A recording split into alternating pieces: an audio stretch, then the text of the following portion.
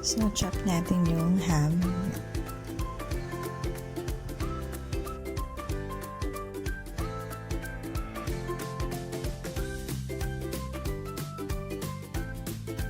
So, ito na siya. Next natin yung sliced mushroom.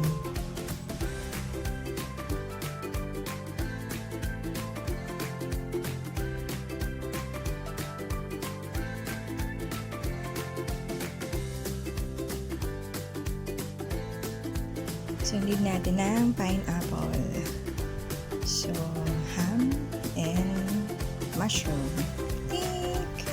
So dough, we need flour,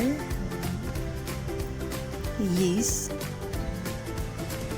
sugar, salt, olive oil, warm water, and mixing bowl. Let's get started. So, flour muna sa mixing bowl.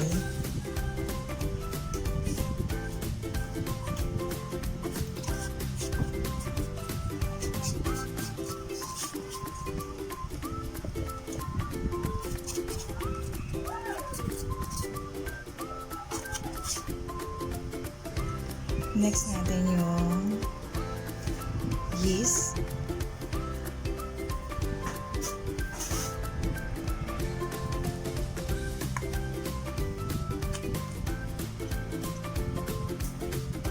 Then sugar.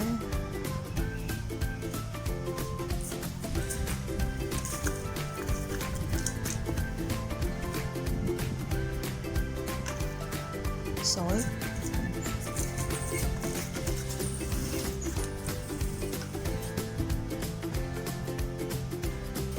So, halo-halo lang muna sa dry ingredients. Then, sunod natin yung olive oil.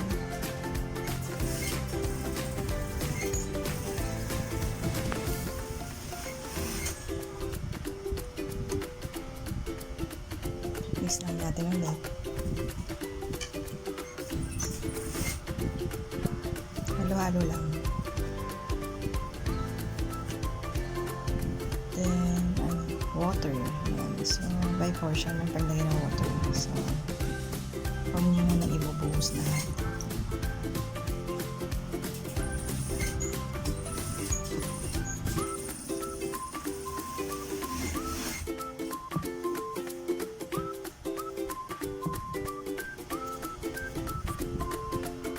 So, after, so, hindi na natin i-knead yung dough. Hanggang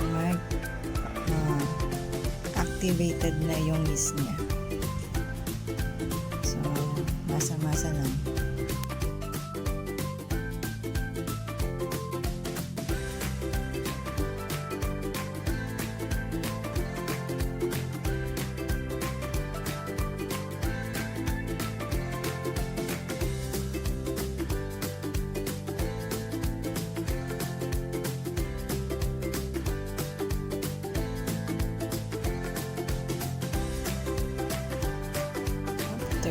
I-grease natin yung mixing bowl ng olive oil kapag lalagyan natin ng dough.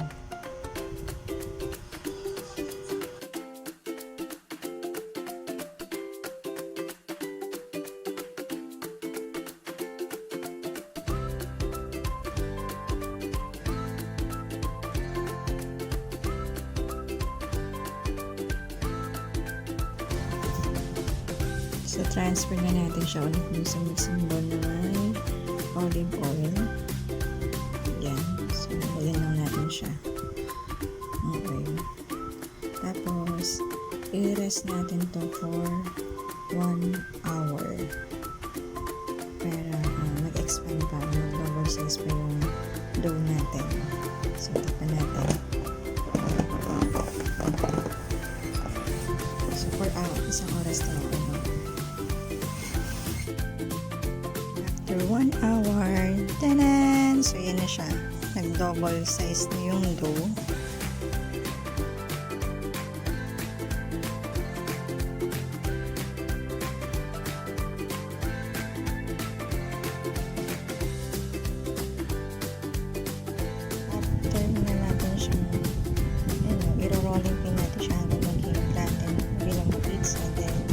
tutusukin natin ang tinatawag dough.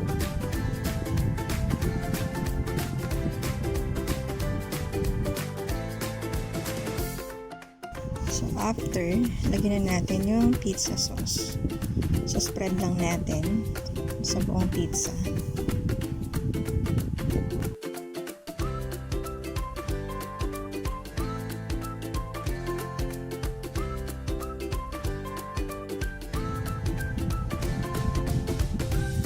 So next natin, maglalagay na tayo ng topping. So una muna ham. So lagay lang natin lahat ng ham hanggang mapuno siya.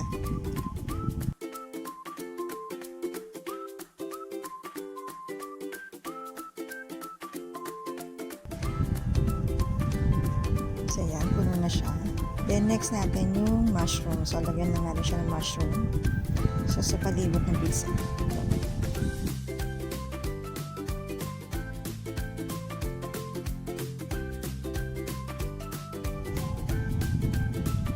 So next natin, pineapple. So ganun lang ulit ang proseso. Lagyan lang natin ulit yung pizza.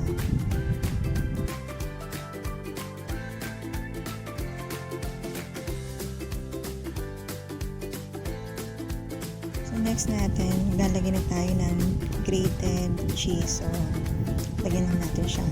So maraming cheese, mas masarap.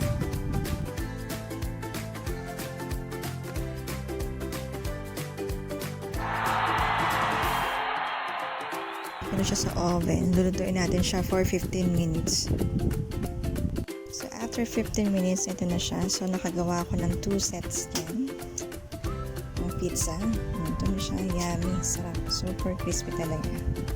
Thank you for watching. Bye!